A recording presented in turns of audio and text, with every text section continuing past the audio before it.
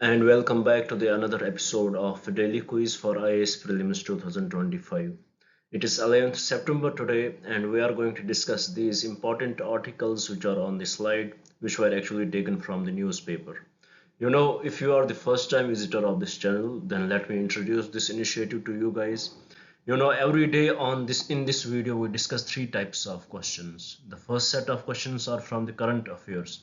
We take up the most important articles from the current affairs from the newspapers. We try to discuss them. We try to break them down into the simplest language possible, and we try to find out what can be the prelims based question which can be formed from those articles, and we discuss them here. The another set of questions which we discuss here are from the static portion. If you had followed me, then you know it. If you had not followed me yet, then let me tell you. Every day we discuss some static topic here, and we had started with the Indian polity. And right now we are discussing the salient features of the Indian Constitution. We will discuss them and derive some prelims based question on this topic so that it will give you the better idea about the topic and help you revise what we had discussed. At the end, we discuss a few previous year questions too, so that it will give you the proper idea how the questions do come in the exam and what can be the methods by which you can solve them and how to implement that information in the upcoming exams. So this was about this initiative. So please do subscribe the channel and watch the full video and share it with your friends, and also do write in the comments what else should we bring for you guys. Before we start our discussion, I would like to request you one thing here. Please, do note these questions somewhere or take the screenshot of these questions. It is very important for you. When your exams would be near, you would, there would be very least amount of time for you to revise everything. If you will revise these questions when your exams would be near, it will help you revising your current affairs, which are very vast for you. So do note these questions, do write them somewhere, or do take the screenshot of these questions. It will definitely help you in revising the current affairs, as well as it will boost your confidence. So I hope you will do it. Now, without any delay, let's look at the topics which we have to discuss. Again, I would repeat one thing here. The purpose of our discussion is not to discuss the news analysis, but to discuss the questions which can be formed from those articles. Why we take these topics here? What is the purpose? The only purpose for taking these topics here is to give the context behind the questions why we are discussing these questions. So the first article which was in the newspaper, it is about the 2024 China Africa Forum Summit. What India should learn from it, what were the key provisions of this summit, what were the key signings of this summit. We will discuss it. About China Africa Summit, we should know that it was established in 2000 to formalize the strategic partnership between China and Africa. China is very much well engaged in the Africa because of its vastness, because of its fertile land, agricultural land, because what Africa offers to the world. Even though Africa is very much underdeveloped right now, but the capability it has, it is mind-blowing. That's why every world power is looking towards the Africa, looking towards working with Africa. But unfortunately for the rest of the world, China is the only country which has maintained its consistency with the Africa. So in 2000 they had started this China Africa Forum. Usually it is held regularly once in 3 years, and hosts who are the hosts for this forum, it rotates between China and one African country. Right now there is only one African country which is not part of it, and it is Eswatini. It does not participate in this forum. It does not have diplomatic relations with China.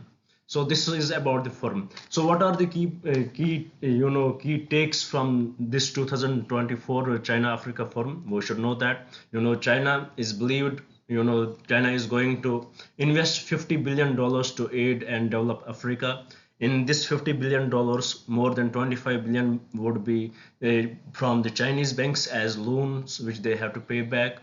More than around 15 billion as grants, which they don't need to pay, and rest of the money would be given by the Chinese companies for the development of this area. So also another thing which China has promised to this African countries, that to create China will create more than 1 million jobs in Africa. China will focus on maritime security too. So this is very much important for China. This is very much important for the African nations to develop such relationship with China, because what the China offers to them. And also China is focused on training youth, especially women. They have China has granted duty free access to 33 countries, to least develop 33 countries. They have granted this duty free access to these least developed 33 countries in Africa. So this is what China has brought on the table. This is what China brings to the table, and that's why Africa is more than ready to participate in such relations. But there are some problems too with respect to this relationship. It is always believed that China believes in the debt trap diplomacy, and many countries initially were very much afraid or hesitant to work with the China. But even though this debt trap diplomacy may be the truth, but the China what China brings is mind blowing. That's why even because of the fear of this debt trap diplomacy, African nations are continuously working with China. And also we had recently seen, when there was a G20 summit, and when by the help of India's work, in by the help of India's initiatives, that African Union was added as a G20 member. But that credit was given to the China from the African Union, as the African Union said that China was the first country to support African Union as a member of G20. So it possesses huge amount of problems for India in this relation. So what are the things which India should take from here? First of all, we do have this China Africa Forum. We have India Africa Forum, which we had started in 2008, but unfortunately from 2015 there had been no meeting with respect to that. So we are not consistent with this. We had various initiatives which we had started in Africa, but unfortunately we had not continued them. For example, we have Pan Africa E-Network project there. We provide huge amount of loans to them, but we make huge commitments, but unfortunately we don't come up with those commitments. We share huge link with the Africa. We have historical links. Even in African soil there had been found, some Indus Valley civilization coins have been found there. We had huge historical link, but we were not able to capitalize as China is able to capitalize its relationship with the African Union. So what India should do, India should consistently go for these summits. India Africa summit, what India promised to bring the table, India should provide that. India should keep its word. This is what India needs right now to develop this relationship, because Africa is very much important for us. Africa is very much important for the future because of what Africa holds. It holds key to the future. Africa is blessed with the immense natural resources. Africa has young population, vast tracts of agricultural land is there. So in coming future, it is very much important for us to secure that area, to have a better relationship with them. So to and also we champion for global south. It is, and we champion for that the UN regulations, that UN should be amended. Some of the laws of some of the organizations of UN should be amended. We champion for that. So it is very important for us to have the African support. Africa should trust us more than China. So this is all about this 2024 China Africa summit, and what India should take from it. Now in the next slide, so we will start discussing the questions. Right now we are just taking the context behind those questions. The another article which was in the news is about the India UAE relationship. This article was written by the some external minister of the UAE. It showed how India UAE, she expressed how India and UAE's relationship has improved over the time, how India is important for us, how she even compared the vastness of India with the UAE, as UAE is like a small dot in front of India. How, and she also mentioned that India's as an agricultural giant, how we are much superior in various sectors than UAE, and how UAE is dependent on India in many ways, and also how India is dependent on UAE in its oil and energy security. So she discussed all about it.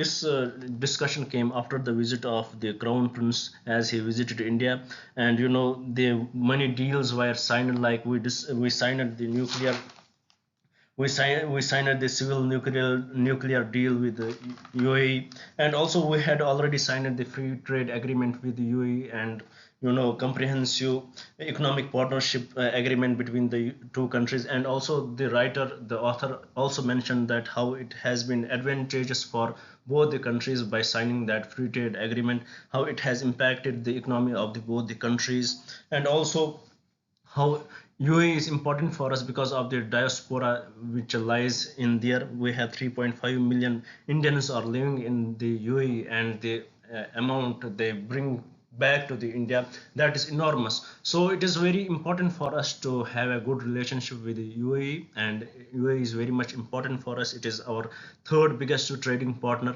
Our diaspora is there, our people are there, they bring remittances from there to our country, and we have huge dependency on energy security, which is fulfilled by UAE.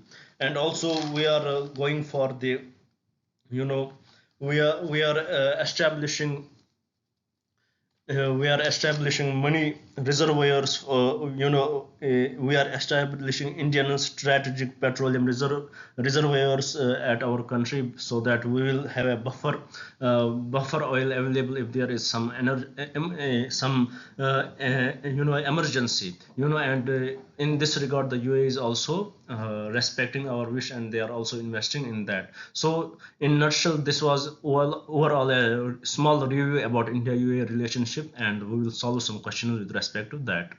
Then another article, it was about the India-Russia relation, as right now Indian security advisor Ajit Dol is in Russia. And also with respect to Russia, recently we saw in the newspaper that 6 Indian nationals have been released from Russian army. We had seen from last 1 year how Indian nationals were recruited in the Russian army because of the war between Russia and Ukraine. They were illegally recruited, they were misguided by the middleman, and because of the efficiency and initiative, because of the efficiency and negotiations from the Indian government, though many Indians were brought back, and today six more were released. But this article is not totally about it. It puts some different light. Here the more theme is on, more light is on our national security advisor Ajit Dol, as he is in Russia, and he has brought a 4-point action plan for solving the Russia-Ukraine war. What is this 4-point action plan? First, he says the first point in it is that India always believed that war can't be the solution. Nothing can be achieved in the battlefield. So India believes in the peaceful negotiations. India believes in the talks. So first point, India believes in talks. War can't be the solution. Second point, India is not this right now. The global situation, it is not right for the war. Third, for peace process, for peace talks, it is very important to include Russia as well.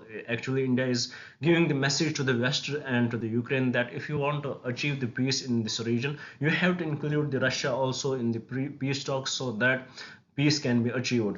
And fourth important point, which was brought up by the Ajit Dol, it is India will remain engaged with both Russia and Ukraine. We are more than ready to negotiate with these two countries. And another article, it was about the India-Germany relations, where the Indian external minister, he is in Germany right now. And actually the purpose of this is to show them that India is more than willing to participate in the negotiations between Russia and Ukraine.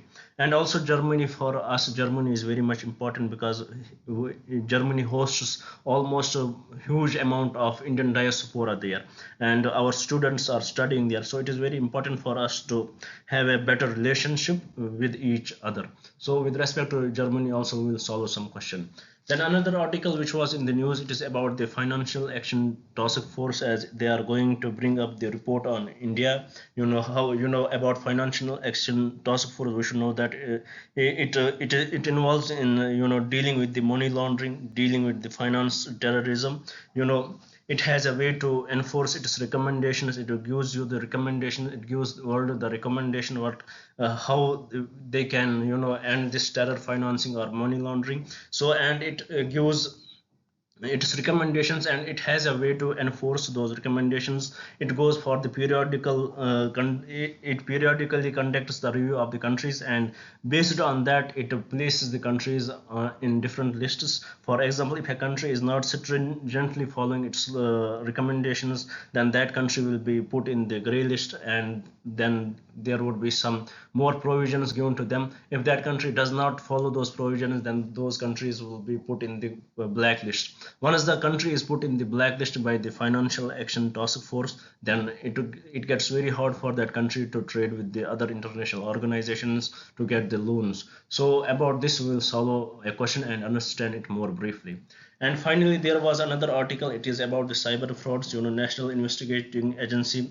It is working in the cyber. It is working in the issue, as many Indians are recruited in the South East Asia, and they get involved in the cyber frauds. They are misled by the middlemen there, and they are forced to do the to do the drugs, to be the drug dealers, or to do the smuggling there. So with respect to that, Indian National Investigation Agency is working on it. They were very much successful in bringing some Indians back from there, and right now many Indians are involved in forced smuggling, or we can say forced drug deals. So it involves around the golden triangle in the Southeast Asia. For example, countries like Thailand, Laos, and Cambodia. So with respect to them, a national investigation agency is working, and they are trying their best to bring our citizens back. And finally, and then we will discuss the questions with respect to the current affairs. Then we will discuss few points, a few silent features of Indian Constitution, and at the end we will discuss the previous year questions. So with this, I hope you had understood the concept, the context behind the questions which we are going to discuss right now. You had understood from where we are taking the questions today. Now with this, let's solve our first question. As it is, as the question says, which of the following statements about the China Africa Forum are correct? So we saw that in 2024 we had the summit of it. We saw what were the key signings from this forum. So let's see which of the following statements about the China Africa Forum are correct. First statement: the China Africa Forum was established to enhance economic and political cooperation between China and African countries. 100% correct, nothing wrong with it. It was established in 2000 itself.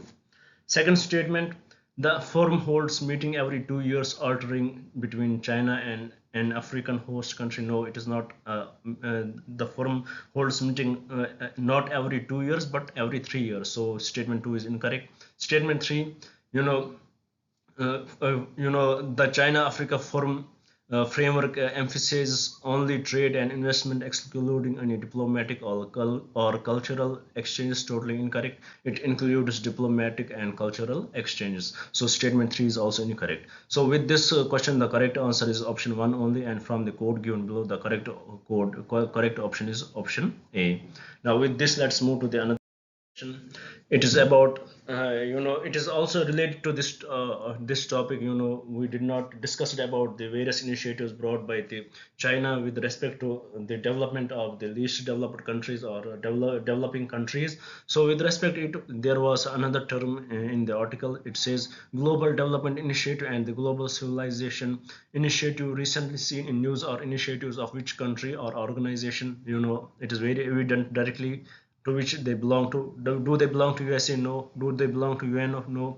Do they belong to India? No. They definitely belong to China. So for this question, the correct answer is option 4. Now coming to the another question, it says which of the following military exercises conducted between India and the United Arab Emirates? We discussed the relation. There was an overview on the India UAE relation.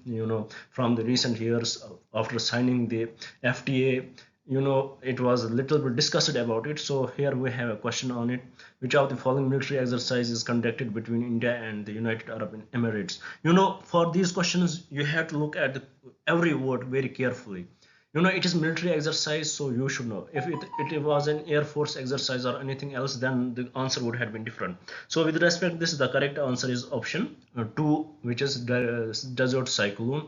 Desert eagle is also, in desert eagle both Africa and United Arab Emirates and India are involved, but it is related to the air forces. So statement desert eagle is not correct with respect to this question. Option 2, which is desert cyclone, it is 100% correct. And the Vajra Prahar is between India and UAE. So statement 3 is also incorrect. For this question, the second question, the correct answer is option 2. Now I hope with this you had understood the core concept of why we are discussing these questions, because we had got the context of these questions. With this, let's move to the question here. It talks about which of the following statements correctly describe India's trade relationship with the United Arab Emirates. So here the statements are: the UAE is one of the India's largest trading partner in the Middle East.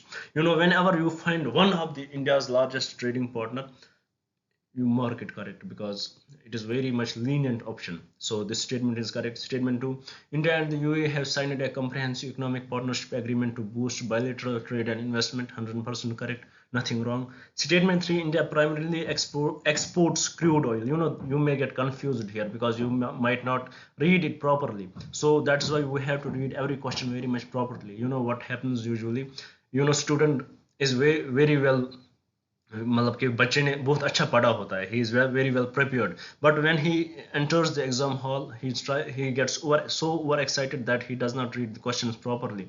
He gets so overconfident that he makes very silly mistakes. So that's why you have to read every question properly, give it time. If you are able to solve only 70 to 80 questions correctly, you are very much in the prelims. So give your time on the questions, read them properly, and try to solve questions more correctly. So statement 3 here, India primarily exports crude oil to the UAE. No, India imports crude oil to UAE and exports electronics and machinery. So statement 3 is incorrect. Statement 4, the bilateral trade between India and UAE is dominated by services rather than goods. This is also incorrect, because the bilateral trade between India and UAE is dominated by goods rather than services. So for this question, the correct statements are statement 1 and statement 2 only. With this, move to the another question. We saw that our external ministers visit to Germany. So Germany becomes very much important for us. Let us know what are its. Let us see which countries Germany shares its land border with. Is it France? 100%. Germany shares its land border with France. With Poland, 100% correct. With Austria, 100% correct. With Switzerland, 100% correct. With Italy, no.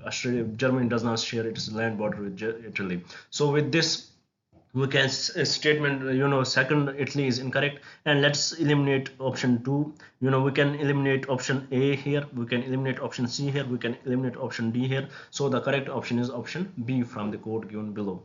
With this, let's move to the another here. It is about the financial action task force. It says which of the following statements regarding the financial action task forces are correct. First statement, the FATF is an intergovernmental body established to combat money laundering and terrorist financing. 100% correct. Statement 2, the FATF's headquarters are located in New York, United States. No, it is not located in New York, but in France, Paris. So statement 2 is incorrect. Statement 3, FATF members are obligated to implement the FATF's recommendations and subject to periodic evaluation. 100% correct. So for this question, the correct option is option A, which is 1 and 3 only. With this, let's move to the question of today's discussion with respect to the current affairs. It is about the term Golden Triangle in South Asia refers to a region known for its historical significance in the context of which of the following. Here you have to find the most accurate answer, as it mentions the Golden Triangle, and let's see what is its historical significance. Because of drug production and trafficking, 100% correct. You can see second option also, major trade routes connecting China and India. Yeah, it can be true, but Here it is with respect to the golden triangle, so we don't have to separately look at the countries in it. We have to look at the golden triangle. Why it is known this golden triangle? Because of the drug production and trafficking.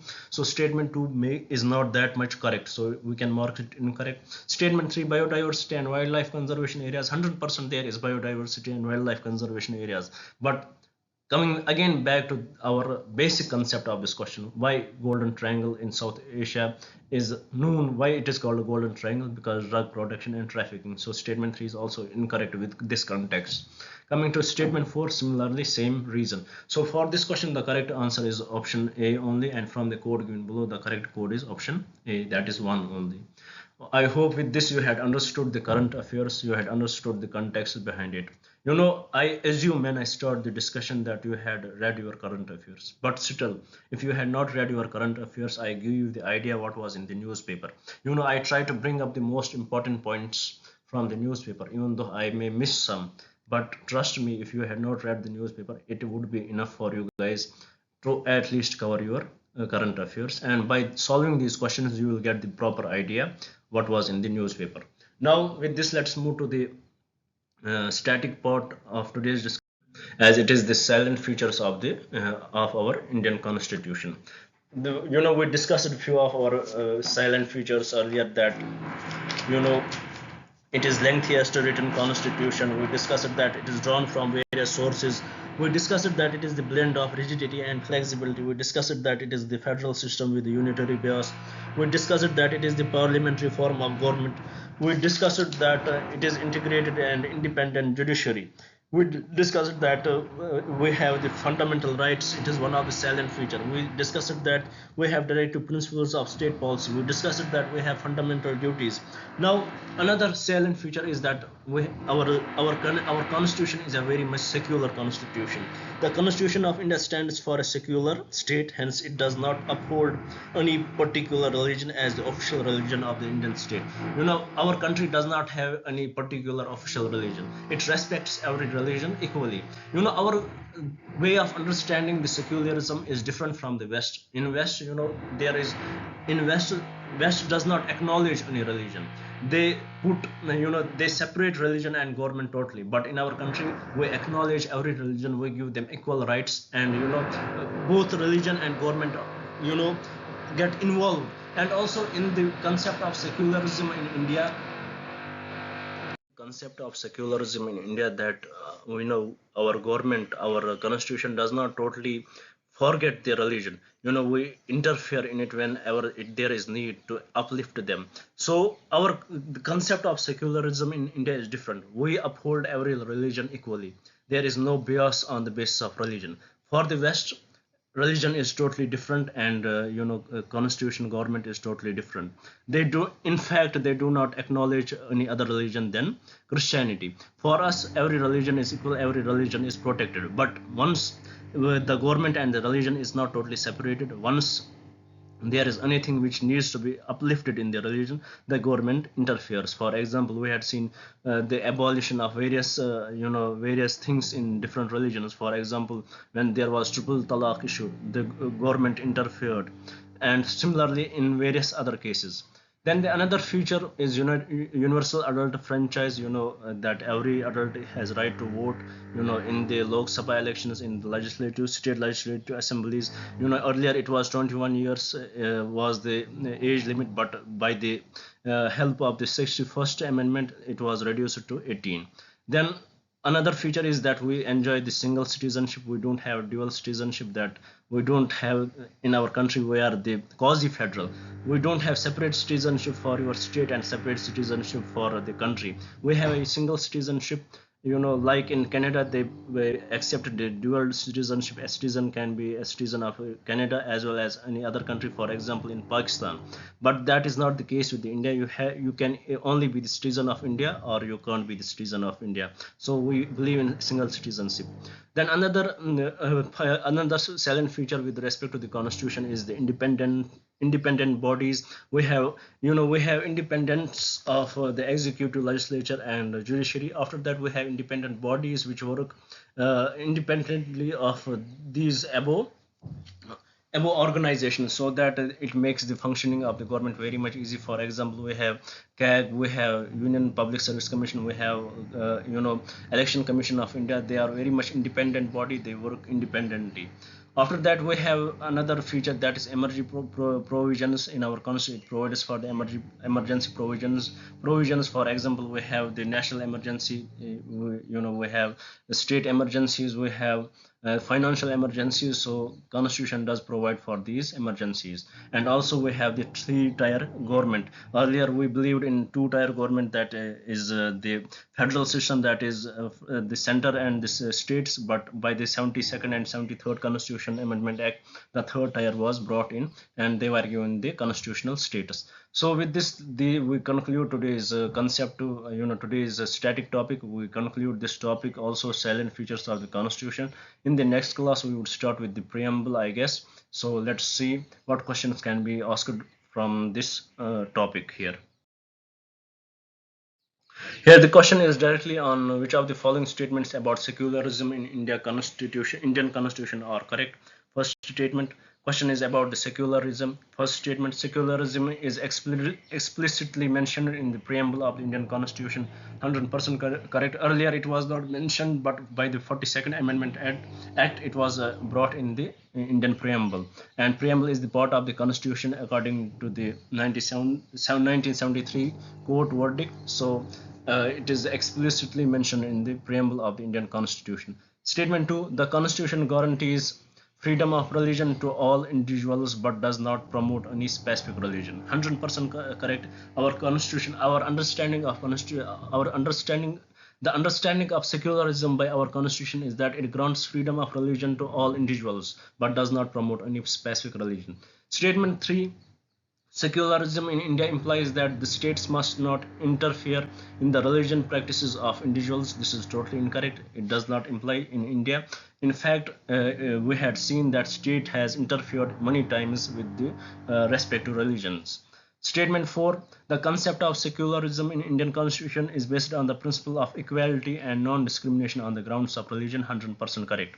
So with this question, the correct statements are statement 1, statement 2 and statement 4 only. And from the code given below, it does not promote any space. The Constitution guarantees freedom of religion to all individuals but does not promote any specific religion. Yeah, statement 1, statement 2 and statement 4 are the correct options. I guess I had made some mistake here. Statement 3 is not the correct definition of the concept of secularism in Indian Constitution is based on the principle of statement 3, secularism in India implies that the state must not.